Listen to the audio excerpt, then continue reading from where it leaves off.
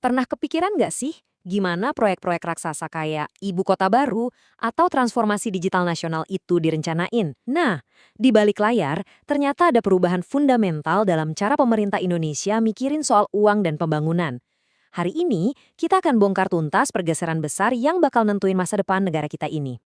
Kita akan bedah topik ini dalam 5 babak. Pertama, kita lihat dulu apa sih perintah di balik perubahan ini. Terus, kita bandingin cara lama dan cara baru dalam mengelola anggaran. Setelah itu, kita kenalan sama 3 pilar yang menopang sistem baru ini, bongkar filosofi keren di baliknya, dan terakhir, kita jawab pertanyaan paling penting. Kenapa ini semua penting buat kita? Oke, kita mulai dari akarnya dulu ya. Bagian ini bakal ngejelasin mandat atau perintah yang jadi awal mula dari seluruh transformasi ini. Nah, ini dia kuncinya. Bappenas atau Badan Perencana Pembangunan Nasional kita, sekarang perannya diubah total. Bukan lagi cuma jadi tukang bikin rencana. Mereka sekarang jadi integrator sistem. Bayangin aja Bappenas itu kayak dirijen sebuah orkestra raksasa yang tugasnya mastiin semua kementerian, dari PU, Perhubungan, sampai Kominfo, main dengan kompak dan harmonis buat ngejar target prioritas dari Presiden. Sekarang kita masuk ke jantung perubahannya nih. Cara kita melihat dan mengelola uang negara. Ini pergeseran yang fundamental banget. Ini dia inti perubahannya. Dulu, sistem kita itu uang mengikuti fungsi. Gampangnya gini, setiap kementerian punya dompet masing-masing buat jalanin fungsinya. Kementerian A urus jalan, Kementerian B urus pelabuhan.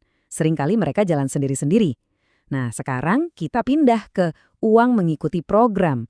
Dompetnya seolah-olah disatuin untuk satu misi besar. Uangnya baru cair kalau dipakai untuk program prioritas bersama.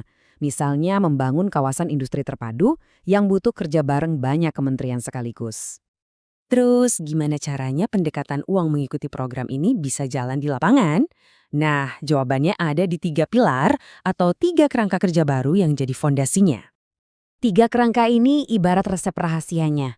Ada kerangka pendanaan buat ngumpulin semua duitnya, kerangka regulasi buat bikin aturan main yang jelas, dan kerangka pelayanan dan investasi buat mastiin hasilnya benar-benar nyampe dan dirasain masyarakat. Yuk kita lihat satu persatu. Pertama, kerangka pendanaan. Ini bukan lagi soal ngandelin APBN doang. Pendekatan ini tuh mirip crowdfunding, tapi skalanya nasional.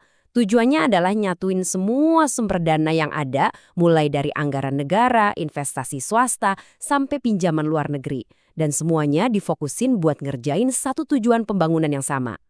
Selanjutnya, kerangka regulasi. Pernah dengar kan proyek penting jadi mandek gara-gara izinnya ribet atau aturannya tumpang tindih antar lembaga? Nah, kerangka ini dirancang buat beresin masalah klasik itu. Tujuannya supaya semua peraturan jadi karpet merah yang mempermudah, bukan malah jadi tembok birokrasi yang menghambat pembangunan. Dan yang terakhir, kerangka pelayanan umum dan investasi. Anggap aja ini kayak gotong royong versi modern. Kerangka ini mastiin pemerintah pusat, pemerintah daerah, dan pihak swasta itu kerja bareng, bahu-membahu buat wujudin proyek nyata.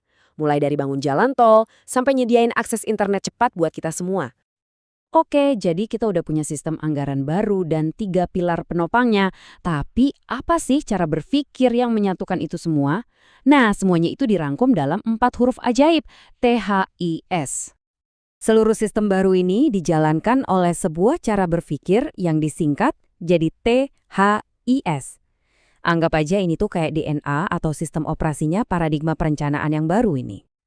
THIS itu singkatan dari tematik, holistik, integratif, dan spasial. Sekarang yuk kita bedah satu-satu, apa sih bedanya cara berpikir ini dibanding yang dulu? Pertama, T untuk tematik. Dulu perencanaan itu bisa nyebar ke ratusan program kecil-kecil yang nggak fokus. Sekarang beda. Semuanya dimulai dengan nentuin beberapa tema besar yang jadi prioritas. Misalnya, kalau temanya transformasi digital, maka semua program dari infrastruktur internet sampai pelatihan SDM harus mendukung misi besar itu. Kedua, H untuk holistik. Ini artinya kita berhenti mikir sepotong-sepotong. Kalau kita mau bangun pelabuhan, yang gak cuma dermaganya aja yang dipikirin. Kita juga harus mikirin gimana akses jalan rayanya, siapa tenaga kerja yang bakal ngisi, terus nasib nelayan lokal gimana. Perencanaan holistik itu melihat gambaran utuh dari A sampai Z. Ketiga, I untuk integratif. Nah, ini nih jawabannya buat masalah klasik ego sektoral. Pendekatan ini maksa semua pihak, kementerian, Pemda, BUMN, swasta, buat duduk bareng, nyatuin sumber daya dan kerjasama. Gak ada lagi ceritanya program jalan sendiri-sendiri. Semuanya harus terpadu. Terakhir, S untuk spasial. Artinya lokasi itu penting banget. Pembangunan nggak bisa lagi asal tunjuk di peta. Contohnya, bangun kawasan industri di Karawang harus nyambung langsung dengan rencana pengembangan pelabuhan di Patimban dan jalur logistik dari Jawa Tengah. Setiap proyek harus jadi bagian dari sebuah peta besar yang saling mendukung. Oke, kita udah ngebahas banyak detail nih, dari uang mengikuti program sampai filosofi DES. Sekarang coba kita tarik mundur sedikit dan lihat gambaran besarnya. Apa sih arti dari semua ini? Di bagian terakhir ini, kita akan fokus ke pertanyaan intinya. Emangnya kenapa sih perubahan birokrasi yang kedengarannya rumit ini benar-benar penting buat kita? Intinya gini, ini adalah upaya besar-besaran supaya setiap rupiah uang negara yang dibelanjakan jadi lebih cerdas dan lebih berdampak. Kita beralih dari anggaran yang terkotak-kotak menuju program bersama yang fokus pada tujuan yang jelas.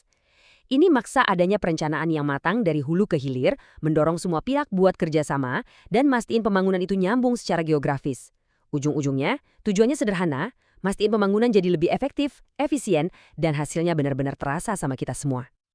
Kita baru aja lihat gimana mesin pemerintahan didesain ulang biar lebih fokus dan efisien. Ini jadi nimbulin satu pertanyaan besar buat kita semua. Kalau sekarang semua sumber daya dan energi bisa dikerahkan untuk satu tujuan bersama, proyek nasional mana sih yang menurut kalian harus jadi prioritas nomor 1 Indonesia saat ini?